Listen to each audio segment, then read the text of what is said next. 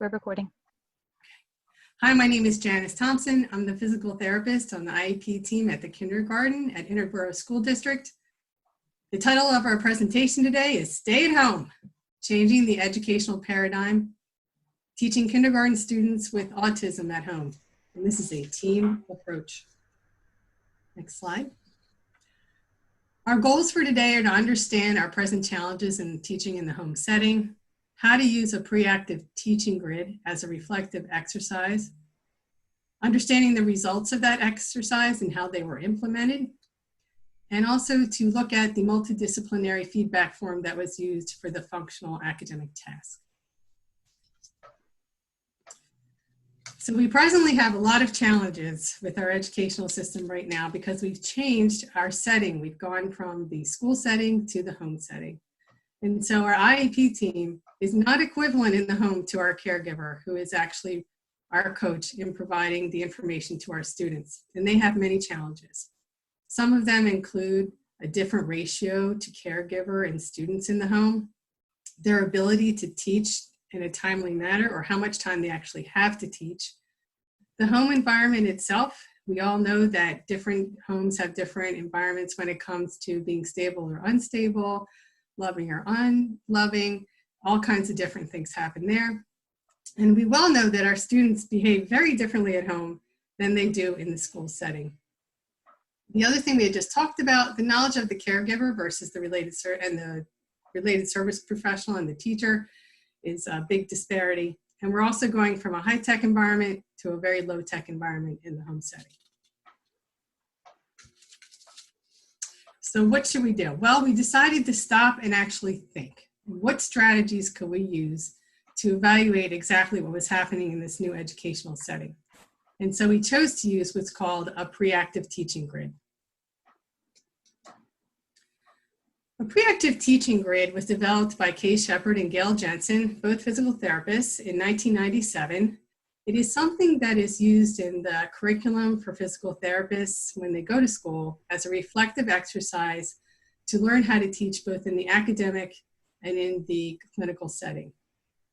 There are 10 areas of reflection: philosophical orientation, learning theory, domains of learning, student learning style, objectives or IEP goals, which we substituted, formats of delivery, the teaching aids, how the student is going to be evaluated, what environment you're actually teaching in, and finally the subject background preparation. The main assumption of a pre-active teaching grid is that the teacher is the expert in the subject area. And what we're learning in the home setting is that those experts or teachers or related service professionals are not at the forefront. Our caregiver coach or our parent coach is the person who is actually delivering the material. So what we decided to do, we had to think about our caregiver as coach and figure out what exactly the coaches and the teachers and the professionals all had in common when it comes to learning a task. So we completed the pre-active teaching grid. This is what it looks like. I won't go through it completely. But when you're going through it, you're thinking about how are you going to teach the material? What is the learning theory we're talking about? You can see up there, we talked about how primarily it's going to be a pre-oppositional phase with the Piaget cognitive structure and some problem solving. We're looking at a psychomotor skill specifically with cognitive additives to that. And everything has to be in a concrete experience because we are dealing with kids with autism and that's what they do best. Our objectives, we looked at our IEP goals. The only way we could deliver the material was either video or written instruction. And so we decided to assess it with a checklist. And the one thing we all had in common that we knew how to do was all of our functional daily tasks, like setting the table, doing the laundry, taking a walk. So our coaches already knew how to do those things. Our teachers knew how to do those things, and related services knew how to do those things. Okay, next slide. So we decided to choose one functional task with all the IEP goals included to that on a weekly basis. And we did a task analysis, which was performed. We broke down the task into component parts and were discipline specific. And each of those specific disciplines made sure that their IEP goals were within that task. we color-coded it so when you looked at the chart, you could see which discipline was actually enacting their IEP goal with that statement. The caregivers were emailed this checklist on Monday. They were asked to either return it on Friday or a narrative in an email on Friday to the team members. Each of those team members gave feedback, and then each of those team members sent out instructions or some feedback to that parent if need be. A new task was added every week, and we also consulted our school psychologist in case the behaviors of the students were impeding their learning. Next slide. So here's an example. Our teachers are going to comment.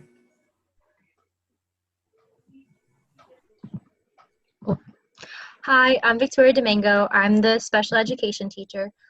So myself and Kim King, the regular ed teacher, basically kind of incorporated the academics from a regular ed standpoint and a special ed standpoint. Coming from the special ed standpoint, what I did was I incorporated some of my own input in regards to the academics. Right now, we're just focusing on mainly just reading and math for Google Classroom since everything is being delivered virtually. And I kind of put in input that related to the students' IEP goals. And then kind of from there, Kim and I shared our input. And then Kim, if you want to elaborate on what you put in for the student as well in the chart. Sure. I'm Kim King. I'm the regular ed classroom teacher where the student spends most of her day and had been all year. It was my goal to make sure that the things that we incorporated into this plan were things that I felt would be successful with, and also make sure that the student would also at the same time be challenged to grow and to continue on with the skills that were also in her IEP. And then Maggie McManus is the speech therapist. She also incorporated some things. Hi, like Kim said, my name is Maggie McManus. I'm the speech therapist at the Kindergarten Academy, and what we're focusing on for our students is functional language. So I incorporated ideas for the families to implement functional language. For example, requesting items that are needed, target vocabulary each week according to the activity that we sent, and everything revolves around functional language and social language with the caregiver. I think occupational therapy would be next. Okay, hi everyone. My name is Elise Sutton. Welcome and thank you for joining us today. In occupational therapy, what we focused on was the development of the hand skills that the student needs for functional everyday activities that they do at home. Printing, self-care tasks, making a sandwich. Additionally, a video was also made on how to, with the hanging the alphabet, we used clothespins, and how to hold a clothespin correctly so that we were developing those muscles in the hands. In addition to this, one of the important aspects of this intervention plan as the team, I believe, helps with addressing the mental health needs of the families. We know that they seemed overwhelmed from the feedback they were giving each of us. So we decided to have one email, everything on one page, and the feedback that we have been receiving is that it is reducing some of the stress in the family's home life. Next. And finally, as the physical therapist intervention or physical therapy intervention, we're looking at not only balance and hand strength and postural strength, we're also looking at motor planning, like can we actually physically do the task that's necessary. So standing increases postural strength, cardiovascular, muscular endurance. So from a PT standpoint, we're hitting all of those things so we can carry them over into the school setting or a work setting later in life where you have to stand for extended periods of time. Okay, next slide. So here is what the actual chart looks like, and you can see that each of the disciplines have their color code associated with their name on the first part. And anything that would be overlapping for all of our disciplines is in black. One of the last things we incorporated for the families was what is this going to look like during the day? So I think our teacher is going to talk about that. I'm going to start with the morning meeting on Google Classroom. From communicating with the parents prior to starting this, mom indicated that the student was having a really tough time getting into a routine. So with the morning meeting in my Google Classroom, I start the day off every day for the student with very similar to the same routine and structure that we did in the classroom, which the student really was doing a great job starting to assimilate into. So hopefully by starting the day with the morning meeting, it sets that frame of mind for the student that this is learning time, this is the time where I need to engage and do all of the things that are expected for me academically.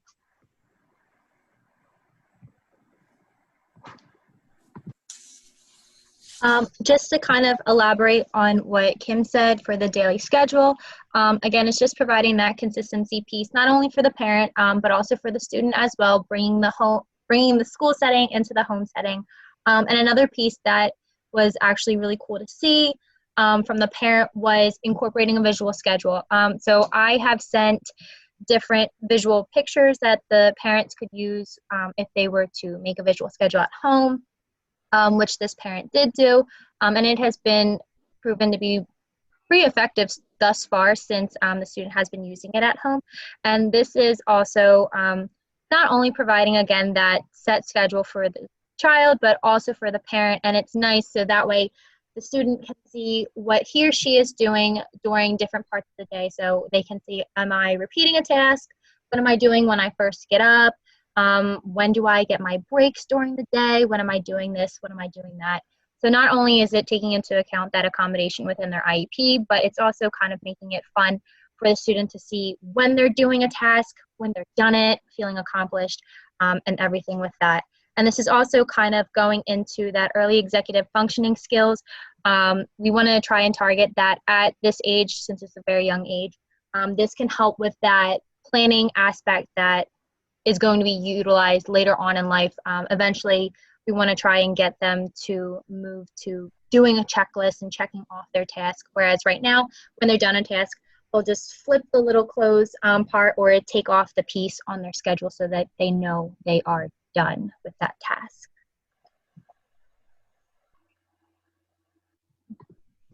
Okay, so we got some great comments from our caregivers and parents. Most of what I really liked is we got some very specific comments that helped us assess whether our goals were actually being met. For example, one of the pieces up there is like student lost balance twice. So now I can tell exactly how many times that student is doing that and what other things I can get them to do. Another great thing was that parents said it was easier. There were less behaviors at home, and our favorite was that we actually had one student start to produce self-directed learning, which is something we all want them to do. So why did this work? Well, first and foremost, we had administrative support for implementing our creative ideas, and I'd like to bring in Paul Corinth to talk about that. Yes, thank you. Hi, I'm Paul Corinth. I'm the Director of Special Ed for the Interboro School District. I had the easiest job in this whole process. I basically just had to approve and support the team. I've been an administrator in the district for approximately 20 years and have worked very closely with Janice, Elise, and Kim, you know, in different aspects of working in the district. And I have all the faith in the world in, you know, their thoughts and their ideas about things. Part of the other part of the team is Victoria and Maggie, who are fairly new to the district, but when this team came to me with the idea, it obviously sounded like a great idea. This team is always looking at the best interest of their students and their families, and I think it's just a great thought process, and I appreciate everything that this team has done and continues to do with our kids. So thank you. Thanks, Paul. So again, it's teamwork that makes everything happen, and our caregivers are part of that team and must be included. And now that they're at the forefront, they have a bigger job to even do. I thought it was good as a team that we stopped and thought about what we were doing. We met our learners and coaches and caregivers at the level of understanding and their ability to teach. And we also shifted our ideas from direct to indirect teaching because of the change in the learning environment. And I know our teachers and other disciplines would like to comment as well. as the regular ed classroom teacher, when Janice brought this idea to all of us, I just thought it was such a creative way, especially a difficult time when the parents were experiencing things that were going on. And it's just amazing how this was about not just teaching the student and continuing the school year at home, but it was just making it easier for the parents and making the parents feel positive about what they were doing to help too, especially at a time where they felt as if it was a challenge for them. So it is an amazing team to work with. They are brilliant. And one more point, I'm sorry. One more point is that we try to embed the activities into the everyday routines that families go through so that it makes them more comfortable and confident in their abilities as well. And that is going to help the student. And to add something moving forward, when we are back in our school buildings, everybody pray, that this is something that we could continue through the years to bring the families into more of what we're doing every day. Because sometimes I think when we throw strategies at parents at meetings, it just kind of is overwhelming, where this is something very organized for them to kind of carry through even when we're back in our school buildings. Great. Can I add a comment on that?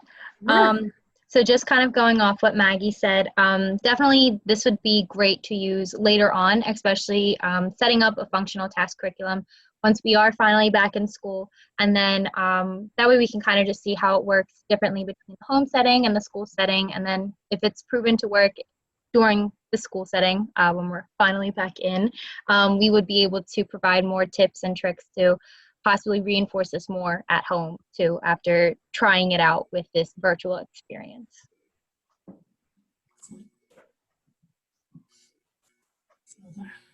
Last slide. Done. Yeah. We hope to answer your questions at a later date. Thank you. Thanks. Thank you, Bye. everyone. Bye.